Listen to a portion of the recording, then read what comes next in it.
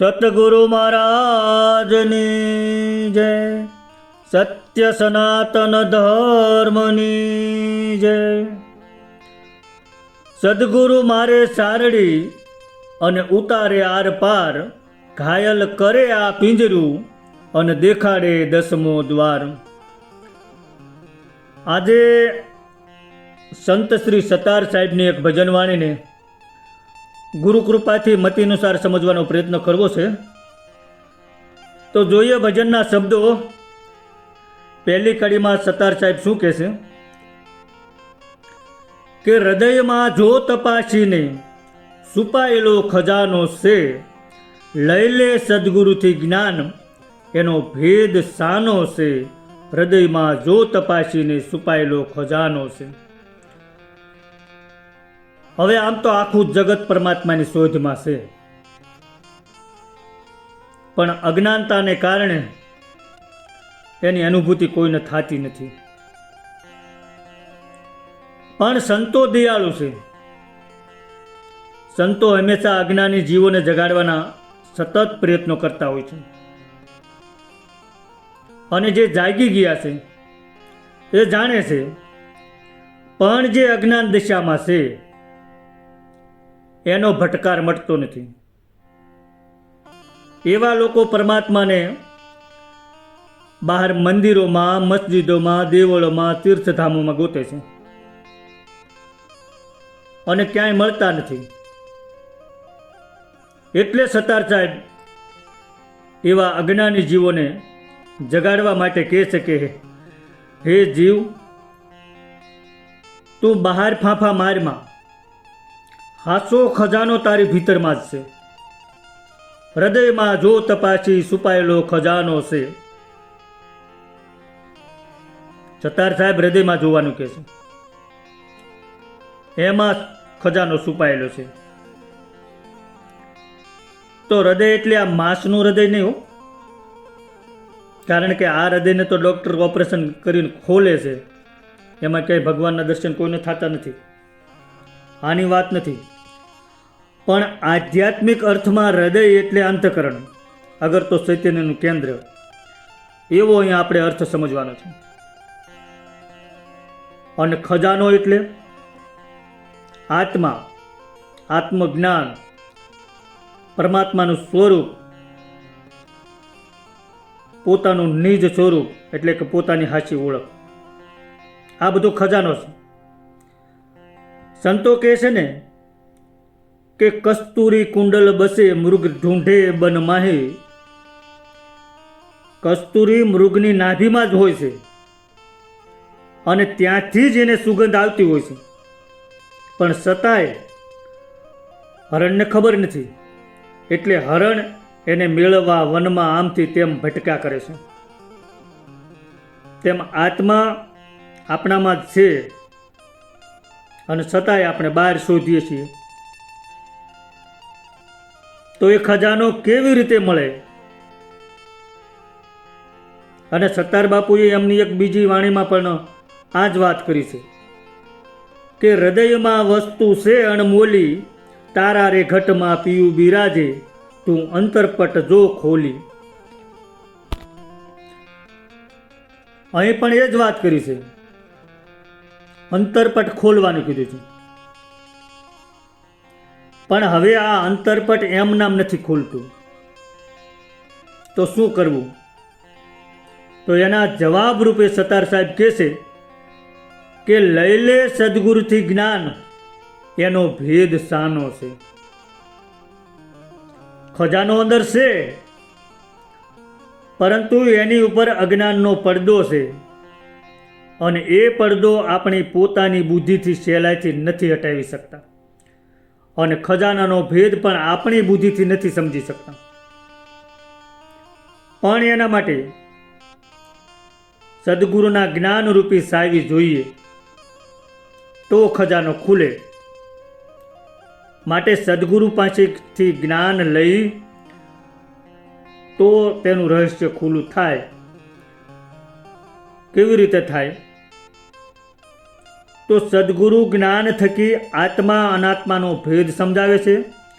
હું કોણ છું એની ઓળખ કરાવે છે.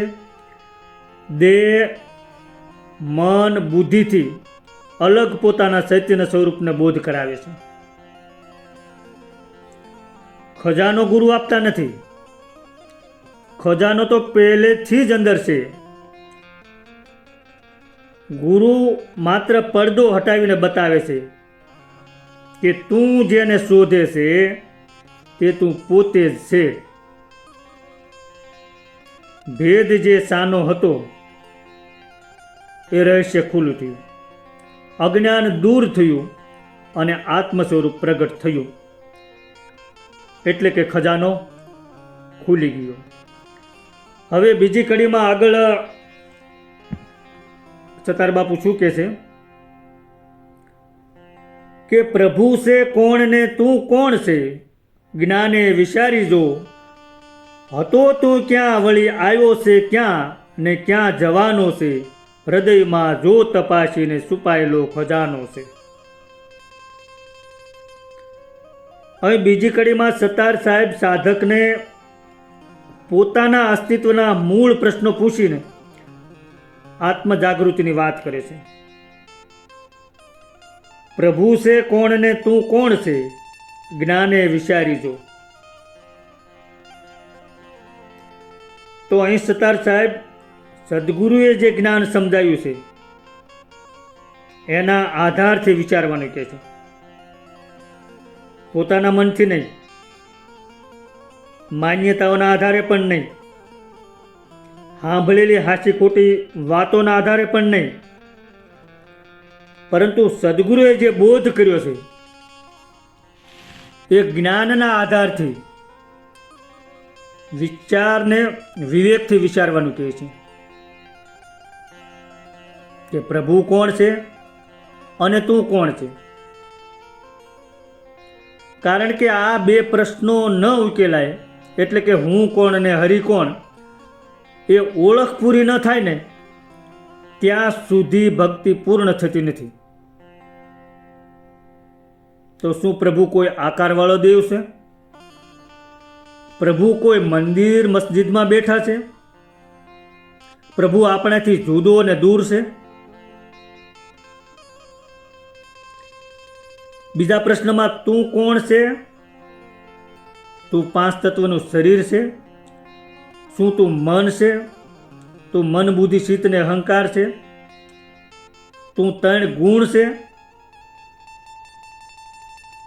આત્મવિચારની શરૂઆત આ બે પ્રશ્નોથી થાય છે. અને જ્યાં હું કોણ છું આ પ્રશ્નનો અનુભવથી ઉત્તર મળે ને ત્યાં પછી જીવ અને શિવનો ભેદ ઓગળી જાય છે.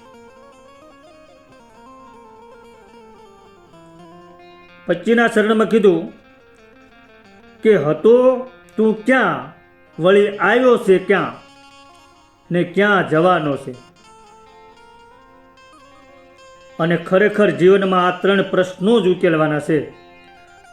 તું કોણ છે, ક્યાંથી આવ્યો છે ને ક્યાં જવાનો છે. હતો તું ક્યાં એટલે કે જન્મ પહેલા તું ક્યાં હતો. અને આ પ્રશ્ન બહુ ઊંડાણ વાળો છે. પહેલા શરીર પણ ન હતું, નામ પણ ન હતું, તો પછી તારી વાસ્તવિક સત્તા શું હતી? અને આ પ્રશ્ન ઊભો રાખીને બીજો પ્રશ્ન મૂકી દીધો છે કે આવ્યો છે ક્યાં, એટલે કે હાલ તું ક્યાં આવ્યો છે? આ દેહમાં, આ સંસારમાં, આ નામ અને સંબંધોમાં. પણ શું આ જ તારી સાચી ઓળખ છે? આ પ્રશ્નને પણ ઊભો મૂકી અને સતાર બાપુએ ત્રીજો પ્રશ્ન મૂકી દીધો છે કે ક્યાં જવાનો છે, એટલે કે હવે પછી મૃત્યુ પછી ક્યાં જવાનો છે. હવે આ ત્રણેય પ્રશ્નોને બે દ્રષ્ટિકોણથી આપણે સમજવાના છે. કેવી રીતે? કે જો પોતાને દેહ માન્યો હશે તો મરવાનો ભય રહેશે, અને જો આત્મ સ્વરૂપની ઓળખ થઈ હશે તો સમજાય છે કે આવવું જવું, જન્મવું મરવું એ તો દેહનું છે, આત્માનું નહીં. આત્મા તો અજર છે, અમર છે, અવિનાશી છે. તે આવતો નથી, જતો નથી, જન્મતો નથી, મરતો નથી. સદગુરુ મહારાજ આ આત્મજાગૃતિ કરાવે છે અને 3 રહસ્યના પડદા ખોલે છે. કયા 3 પડદા ખોલે છે? તો એક તો પરમાત્માનું રહસ્ય, બીજું પોતાના સ્વરૂપનું રહસ્ય, અને ત્રીજું જન્મ અને મૃત્યુનું રહસ્ય. અને આ પડદા ખોલીને સાધકને સમજાવવા માગે છે કે જો પ્રભુ એટલે કે પરમાત્માને તું શોધે છે, તેનાથી તું અલગ નથી. જ્યાં સુધી હરિ કોણ ને હું કોણ એનો ભેદ રહેશે ત્યાં સુધી શોધ ચાલુ રહેશે. પણ જ્યારે અનુભવે સમજાય છે કે આત્મા જ પરમાત્માનું સ્વરૂપ છે, ત્યારે બધા પ્રશ્નો સમાપ્ત થઈ જાય છે. એટલે કે પ્રથમ તું તને ઓળખી લે કે હું કોણ છું, અને પછી પ્રભુ કોણ છે એ તો આપોઆપ સમજાઈ જાય છે. પછી જન્મ મૃત્યુ કે આવવું જવું આ બધા પ્રશ્નો ઉકેલાઈ જાય છે. એટલે કે બધા પ્રશ્નોનો અંત આવી જાય છે. કારણ કે આ પ્રશ્નોની હાચી સમજ એ જ આત્મજ્ઞાન છે. અને આત્મજ્ઞાન થયા પછી બીજા કોઈ પ્રશ્ન જાણવાનું બાકી રહેતા નથી. હવે ત્રીજી કડીમાં આગળ સતાર બાપુ શું કહે છે કે હજી છે હાથમાં બાજી ઓ જીવડા, જો જરા જાગી ધરીને ધ્યાન ઘટમાં, જો મળ્યો અવસર મજાનો, હૃદયમાં જો તપાસીને છુપાયેલો ખજાનો છે.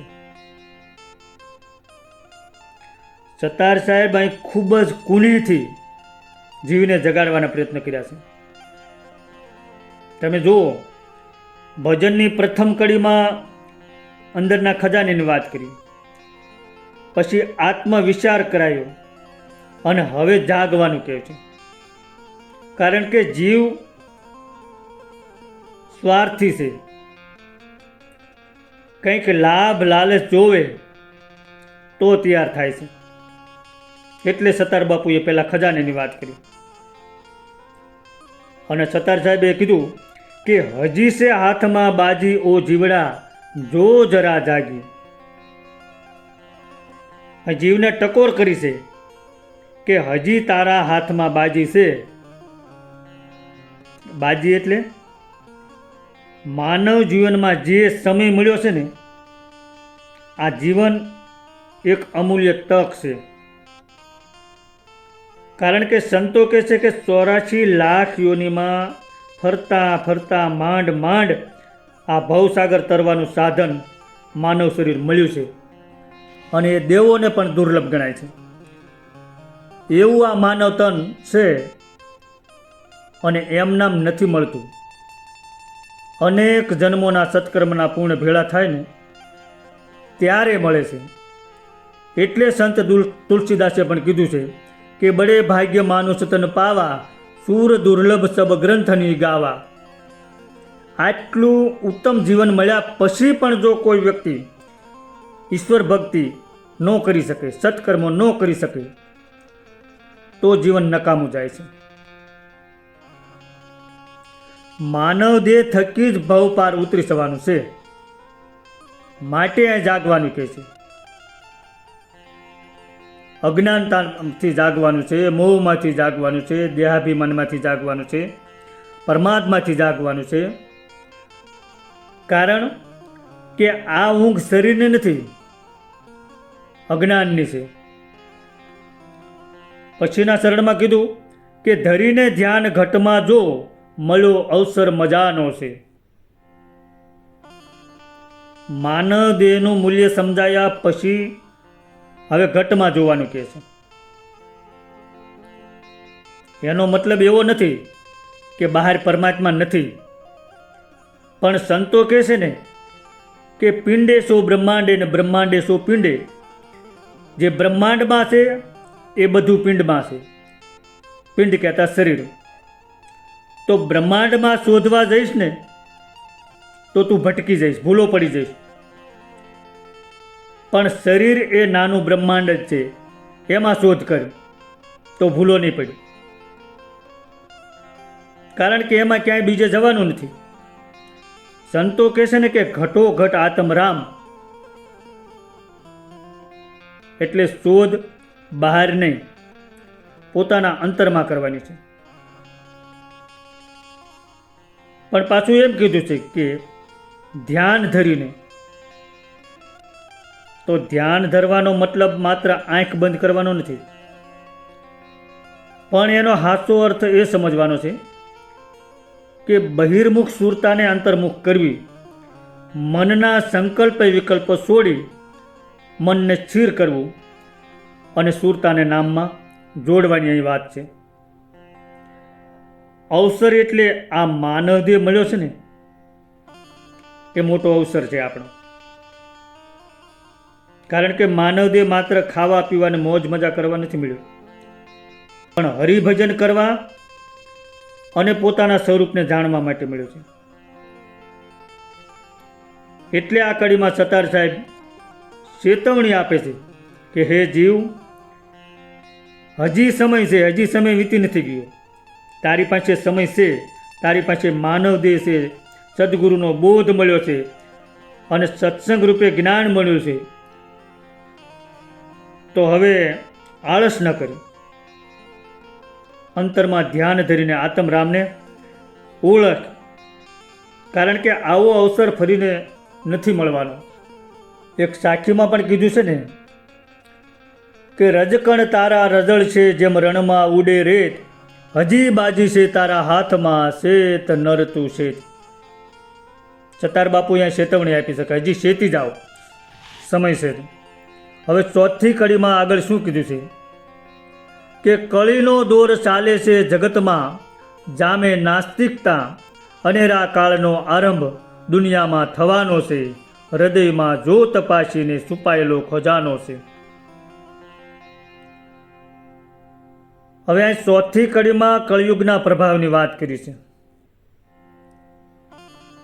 અને કળયુગના પ્રભાવની વાત કરીને જીવને સાવધાન કરે છે કે શેતી જાય જોઈએ. પ્રથમ ચરણમાં કીધું કે કળીનો દોર ચાલે છે જગતમાં, જામે નાસ્તિકતા. તો કળીનો દોર એટલે કળયુગનો પ્રભાવ. કળયુગનો કેવો પ્રભાવ છે? તો કે ધર્મ કરતાં અધર્મનું બળ વધી જશે, સત્ય કરતાં અસત્યને વધારે મહત્વ આપશે, સાચા મૂંઝાય છે અને ખોટા પૂજાય છે એવી સ્થિતિ સર્જાય છે. ભક્તિમાં દંભ દેખાડા વધશે લોકોને ભરમાવવા માટે, અને નાસ્તિકતા વધી જશે. સંતોના મતે પોતાના આત્મ સ્વરૂપને ભૂલી જાય ને તે પણ એક પ્રકારની નાસ્તિકતા જ છે. કોઈ માણસ મુખે ભગવાનને માનતો હોય પણ જીવનમાં આત્મવિચાર ન હોય તો પણ સંતો એને હાસ્ય આસ્તિકતા નથી માનતા, એ પણ નાસ્તિકતા જ છે.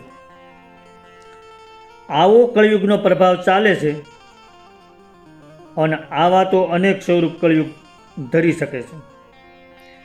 પછીની પંક્તિમાં કીધું કે અનેરા કાળનો આરંભ દુનિયામાં થવાનો છે. હવે અહીં અનેરા કાળની વાત કરી છે. આમ તો અનેરો શબ્દનો અર્થ અનોખો, અગર તો અદ્ભુત એવો થાય છે,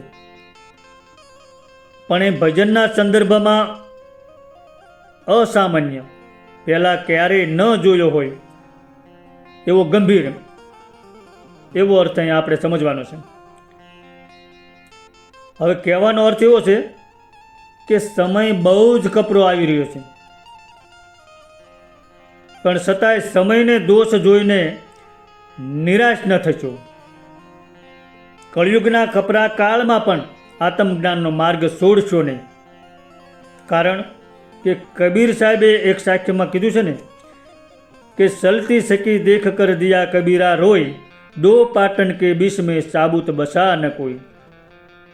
ઘંટીના બે પડ એટલે કે જન્મ અને મૃત્યુ અથવા તો સુખ અને દુઃખ, ઘંટીના 2 પડ વચ્ચે અનાજનો એકય દાણો બચી શકતો નથી. બધા ભરડાઈને લોટ થઈ જાય છે. એમ આ કળયુગના પ્રભાવમાં એના ભરડામાં બધા આવી જશે. પણ કોણ બચશે? તો કે ઘંટીના પડ વચ્ચે જે ખીલો હશે ને, એ ખીલાને પકડીને જે દાણો રહી જશે ને એ સાબુત રહી જાય છે. એમ સતાર સાહેબ કળયુગના પ્રભાવમાંથી બસવાનો માર્ગ બતાવે છે કે આત્મજ્ઞાનનો માર્ગ પકડી રાખજો. જો તમે કળયુગના પ્રભાવથી બચી જશો,